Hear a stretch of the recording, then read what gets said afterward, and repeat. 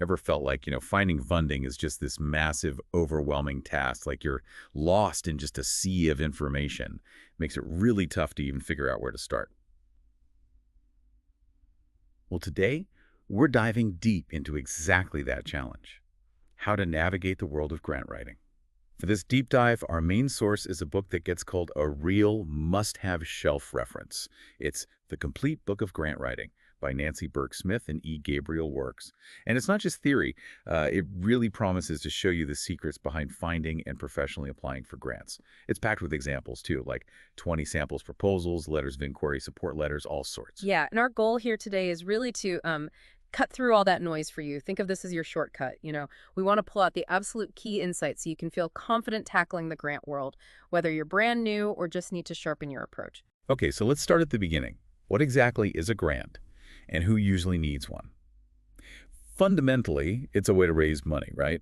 Money requested for a very specific purpose and a set time frame. Mostly, you'll see grants, funding programs, or projects that nonprofits create to tackle a specific problem or need. Exactly. That's the most common type. There are others too, like capital grants for buildings or equipment. General operating grants, those are great because they're unrestricted, for day-to-day stuff. Yeah. And technical assistance grants, maybe for training or tech upgrades. Right. And it's worth pointing out, grants for individuals, they're pretty rare. You might see scholarships or maybe art commissions, some scientific research.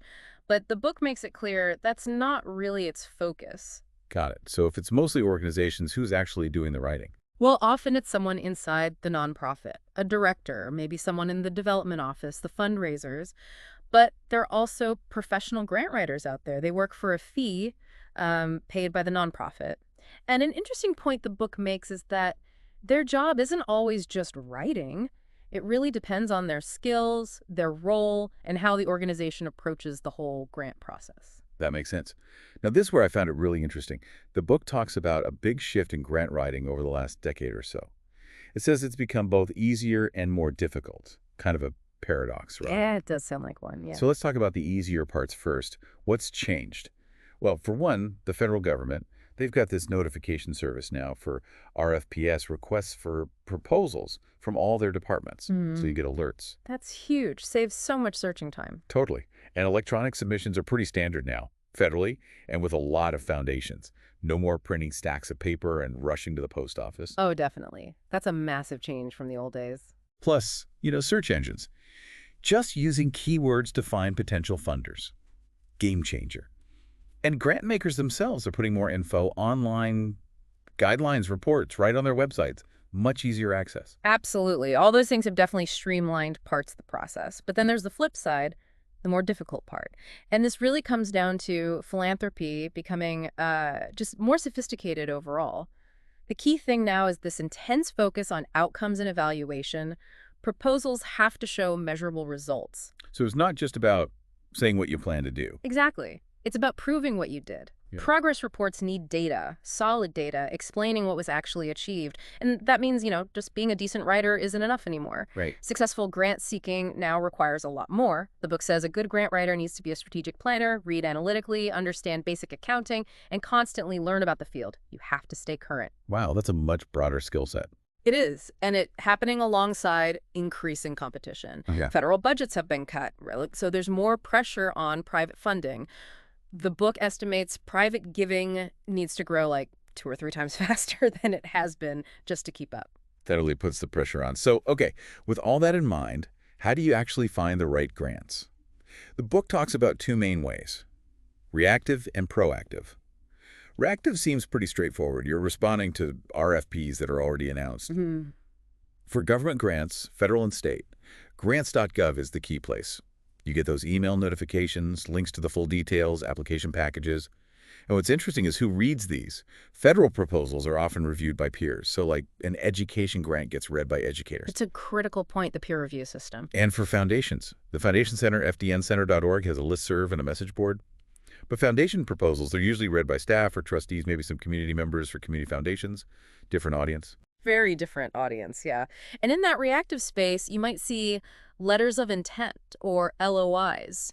The book clarifies these aren't usually about checking eligibility early on. They're more for the grant maker to just gauge how many applications are coming. Ah, okay. Like a head count. Pretty much. And grant seeker workshops get a mention too, good for learning, seeing who your competition might be. Could even lead to partnerships, maybe. Potentially, yes. Good networking opportunities. And don't forget the admin hurdles for federal grants, the DUNS number, that unique ID. Right, and the state single point of contact review, the SSPC. Exactly. Got to have those ducks in a row. Okay, so that's reactive. What about proactive? Proactive is different. That's where you initiate contact after doing your own research on potential funders. It takes a much deeper knowledge of the foundation landscape, their specific programs, who works there, and the best way to approach them. Sounds more involved. It is. The book actually suggests, if you're totally new to this, start with reactive grant seeking first. Build up those skills before you go knocking on doors proactively. That makes a lot of sense. Learn the ropes first. And to do either well, you really need to know the players, right? The different types of grant makers. Absolutely. The book gives some numbers like almost 78,000 foundations in the U.S. back in 2004, most of them active. And most are small, right? Something like 93% under $10 million in assets. That's right. It helps to break them down. You've got private foundations. They have an endowment managed by trustees. Within that, you find family foundations, where trustees are related to the donor, and corporate foundations funded by a company. Okay. Then there are operating foundations, like the Carnegie Endowment. They mostly fund their own work. Not many outside grants. Gotcha. And then there are grant-making public charities. These are 501c3 tax-exempt nonprofits. The ones that can receive tax-deductible donations. Exactly. And they get money from multiple donors and also make grants. This includes community foundations focused on a specific geographic area, maybe 700 of them in the U.S., and public foundations often focused on a specific cause or population. So foundations are a big piece. What about government grants? Yep. Federal, state, local. And a key thing there is re-granting. Re-granting. Yeah, where a bigger entity, maybe a state agency or a large nonprofit, gets a big grant, and then they issue their own RFPs to smaller, often local nonprofits. We saw that with tobacco settlement money, for example. Oh, interesting. So the money flows through an intermediary. Sometimes, yes. Or like the federal focus on funding faith-based and community groups, often through a larger organization acting as a fiscal agent. So your path might not be direct to the original source. That adds another layer to the search, definitely. And thinking about that proactive approach again. Yeah. Before you even start searching for funders, what's the absolute first step? Ah, yes. Crucial point. Before you look outward, you have to look inward. Rigorously define your nonprofit's needs. What's your mission? What are your goals? What specific programs need funding? What outcomes do you expect? Who benefits? That internal clarity guides everything else. It ensures you're finding funders who align with your purpose, not just chasing dollars. Makes total sense. Do the homework on yourself first. Precisely. And then, when you do identify a potential funder and think about contacting a program officer, what's the advice there? The book says, do all your homework before you call. Know your project inside out. Absolutely. Don't call asking questions that are clearly answered in their guidelines. Respect their time. And be patient, right? Don't expect an immediate callback. Definitely not. They're busy. It can take time. Show you're prepared and professional. Okay, so we understand the landscape, the types of funders, how to find them. Now let's get into the proposal itself. This feels like the core of it.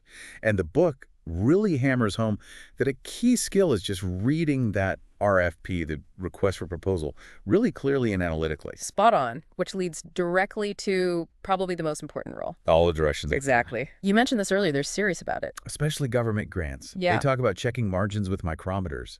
Single spacing errors can get you tossed out before anyone even reads the content. Reviewers use scoring sheets. If they have to hunt for your answer to a specific point, your score goes down, period. And here's a key detail. If a required section isn't applicable to your project, you still have to include the heading and write not applicable. You can't just skip it. Nope. Skipping it can actually lower your score. Foundations might be a bit more forgiving on tiny formatting things, but they still expect absolute professionalism. Okay, message received. Follow the instructions to the letter. Yeah. So what are the main building blocks? The book lays out 5 core components, right? That's right. 5 key sections in pretty much every proposal. First up, the executive summary, or abstract. This is crucial. It's the first impression, usually 1 or 2 pages. It needs to be sharp, highlighting the strengths of your project, your organization, and state right up front what you plan to do and what you're asking the grant maker for. clear and concise. And the tip is to write this last, right? After everything else is done. Exactly. You can only summarize properly once you know the whole story. Okay. Second, statement of need. This is where you define the problem you're addressing. Why is this project necessary? And critically, you need data. Back it up. Census data, local stats, maybe even info from partner organizations. Context is key. Makes sense. Third, project description. Right. This is the what and how. What are your overall goals? What are your specific objectives? Objectives have to be measurable, time-phased. They actually form the basis for your evaluation plan later. Okay. And you define your outcomes, the actual changes you expect to see. Like recidivism will decrease by 50%. Measurable change. And this section includes the action steps, timelines too. Yep. Detailed steps, clear timeline, especially for the first year. You need to show how you'll get it done, including points where you'll review progress. Got it. Fourth component, the evaluation plan. This is huge now, remember. How will you know if you actually achieve those objectives and outcomes? You need to define terms, inputs, outputs, outcomes, indicators. What gets measured? And you decide between internal or external evaluation. Correct. Will your own team evaluate, or will you bring in a third party? The book discusses different types of third-party evaluations, scientific, experimental, more qualitative approaches.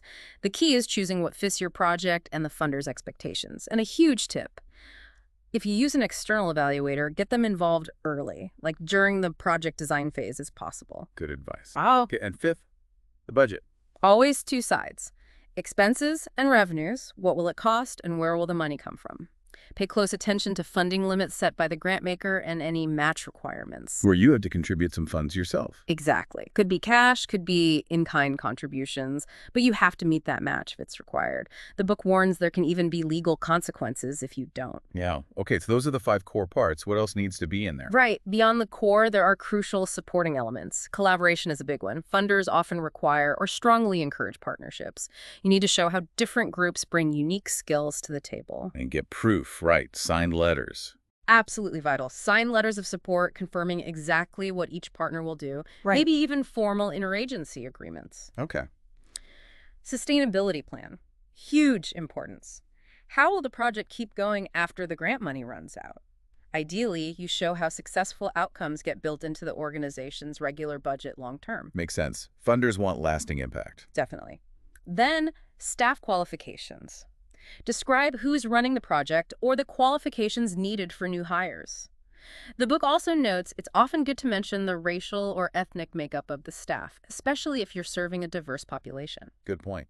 And the management plan. Yeah, especially for collaborations. How will everyone work together effectively? Who reports to whom?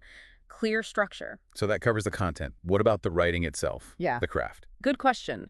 The book offers some solid tips. Use active voice. It makes your writing stronger, more confident. Like the project will achieve instead of it is hoped the project will achieve. Exactly. And explain all insider language and acronyms.